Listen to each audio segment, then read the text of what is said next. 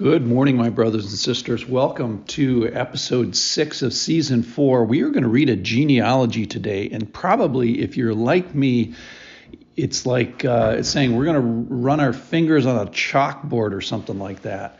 It's so difficult for our modern ears to hear it. So this is how I want to tune our ears for this genealogy. How about if it's like this is like a reading of a will, where you want to be attached to this person of great riches and great inheritance. You want to have a relationship with this person because of the great blessing that is to follow. So this is the way that Jewish ears would have heard this. Now, this genealogy is a list of kings and the righteous and the unrighteous and the common and men and women.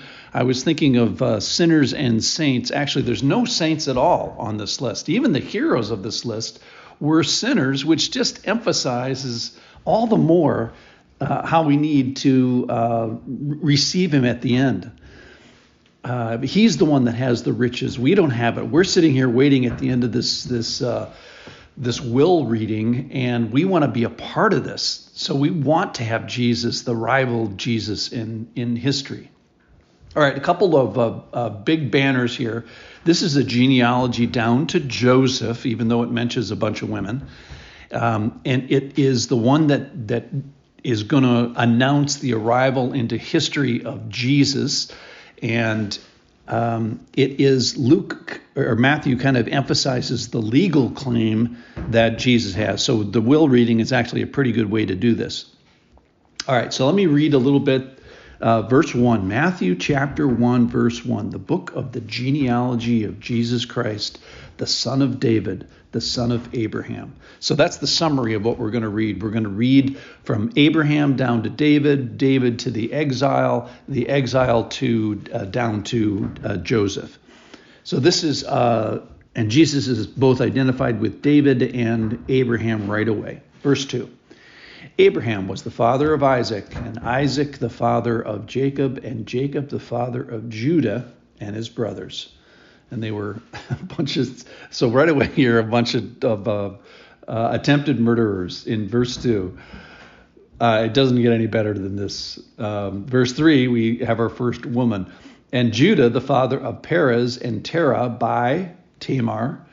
That's a girl. All the rest of these are guys. And Perez, the father of Herazon, and Herazon, the father of Ram.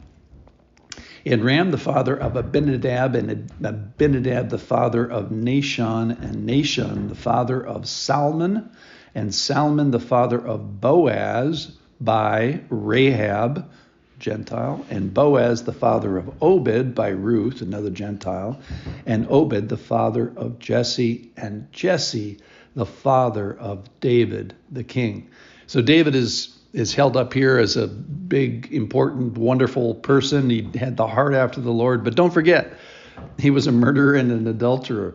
So, and David was the father of Solomon by the wife of Uriah. So that's Bathsheba is mentioned here, but they wanted to make sure, I thought this is hilarious, that Uriah is mentioned. And Uriah, as you may remember, is the guy that David has murdered in a crime. So they want to mention the crime victim, Uriah, and Bathsheba all at the same time. So it's a motley crew. That's the big point.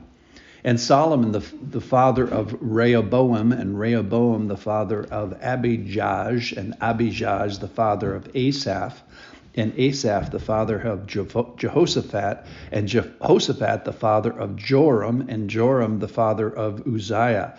So what they're listing here is they're listing all the good and bad kings. They had terrible kings of Israel. They had a couple of good ones. And Uzziah, the father of Jotham, and Jotham, the father of Ahaz, and Ahaz, the father of Hezekiah. There's a good one. And Hezekiah, the father of Manasseh, and Manasseh, the father of Amos, and Amos, the father of Josiah, another good one. And Josiah, the father of Jehoniah and his brothers at the time of the deportation to Babylon. So this takes us up to 586 BC. And then after the deportation, this is verse 12 now, and after the deportation to Babylon, Jeconiah was the father of Shealtiel, and Shealtiel the father of Zerubbabel, and he was the first guy to return from Babylon, by the way. And Zerubbabel the father of Abiud, and Abiud the father of Eliakim, and Eliakim the father of Azor, and Azor the father of Zadok, and Zadok the father of Achim, and Achim the father of Eliud, and Eliud the father of Eleazar, and Eleazar the father of Mathan, and Mathan the father of Jacob, and Jacob the father of Joseph, the husband of Mary, of whom Jesus was born, who is called the Christ.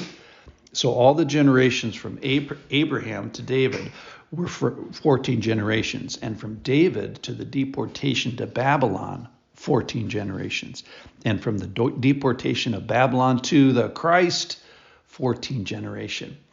So this establishes the legal claim to the throne of David and the promises of Abraham. It includes men and women, adulterers, prostitutes, heroes, Gentiles, murderers, no good people. I mean, evil sinners. It's a motley crew, as I said. The point of this, I think, is who are my people? Where did I come from? Am I included in this line?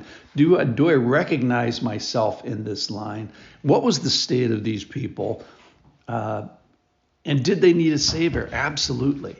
So I'm surprised by the Lord's commitment to people as I look at this list. It's messy, sinful people, but it just demonstrates the Lord's faithful. How many times, like if this was a marriage of the Lord to Israel, how many marriages fail today? Let's say a third. You have a 1/3 chance in all these generations of breaking up with these people. But the Lord doesn't. Zero times does the Lord break up. He has a faithfulness with a bunch of, bad people. It just emphasized that all need to be saved. All these people that are listed needed to be saved, number one. And in a sense, the Lord kind of saves us through these people. So we get this great inheritance. It's a wildly inclusive list. And who is worthy? Nobody is worthy. The Lord works through people, saves through people, and saves through this motley crew of Jewish history. We're a part of it now. We're grafted in. Thank the Lord for what he's done. Thank you for commitment to us. Hey, thanks for listening. You guys did a genealogy today, and guess what? You're an inheritor at the end of it. Thanks for listening. See you tomorrow.